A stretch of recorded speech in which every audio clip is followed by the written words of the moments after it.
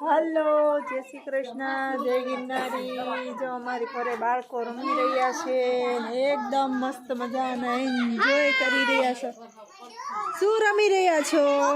ખોખો। જો આટલા બાળકો ઊંચો હાથ કરો બધા,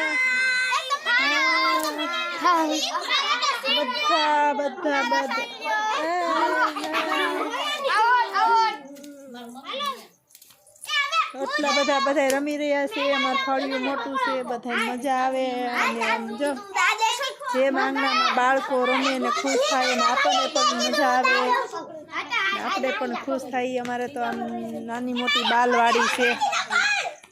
જો ઢીંગો એટલે પોતપોતાના આમ દિલ ખુશ કરીને રમે છે।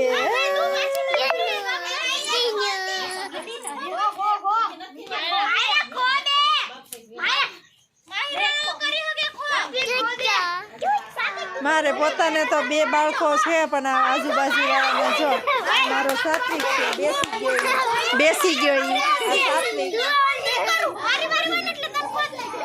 આમાં તની એટલા બધા રમવા મશગુલ છે।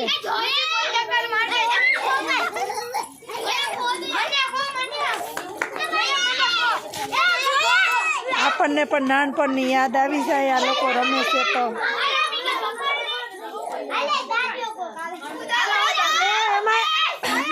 સાંભળો, એવું કરવાનું હોય, ખો એકને ને એકને દેવું એવું નહીં કે તમારે ઈ જોવાનું કે અહીંથી જી દાવાળો નીકળો બાજુ વાળાને।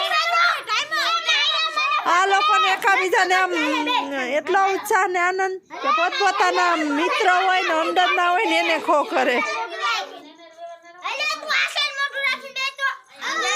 એ જગ્યા રાખો, માટલી સીરવાની જગ્યા રાખો,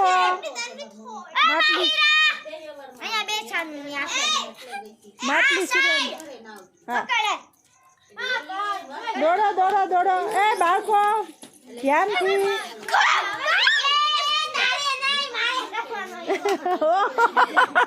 गलती से मिस्टेक।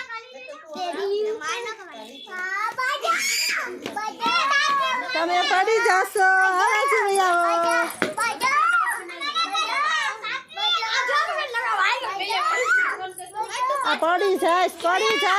પડી જાય।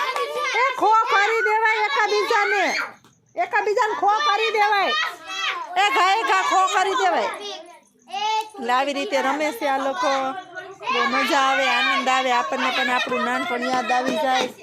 રોજ મારી ઘરે અવડું મોટું ફળિયું છે ને તે રોજ બધા બાળકો રમવા આવે, આનંદ ઉત્સાહ કરે અને અમને પણ મજા આવે।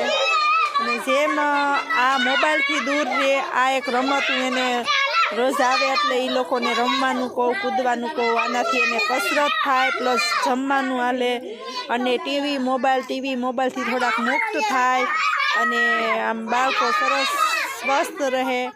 આ માટે ખાસ આવી રમતો રમે અને એકબીજાનો ઉત્સાહ વધે એવું કરે। નકર તો અત્યારના બાળકો તો સતત મોબાઈલમાં મશગુલ રહે, એની કરતાં આ બહુ સરસ મજાનું છે।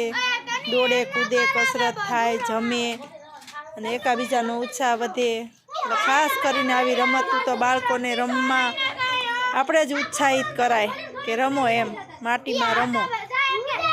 આપણું નાનપણ આપણને યાદ આવી જાય। જય માતાજી, જય શ્રી કૃષ્ણ। કેવો લાગ્યો અમારો વિડીયો તો અમને એક લાઈક કરજો, કોમેન્ટ કરજો। જય શ્રી કૃષ્ણ, જય ગિરનારી। મેળા બીજા બ્લોગમાં।